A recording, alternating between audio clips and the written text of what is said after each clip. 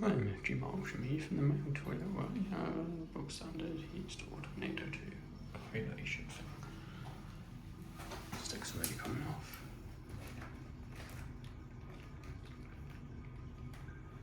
Yeah, for some reason sub here is male and female such accessible, which is not right for brand new toilets, because this has been a marked service area. Oh, I don't know what it's 2 hours. Yeah, so it's a marked service area. There wasn't any customer toilets, but then they recently put a Pret bolt on the side, and they put new toilets in the back of the Pret, and then the staff corridor for customer use to kind of fit down to the back bit. Similar to what they did, what was it? MFG Morrison's Campbell, and they've, I can't talk. They've put a new toilet in the back of the bolt on, but and made a passageway through to the big office.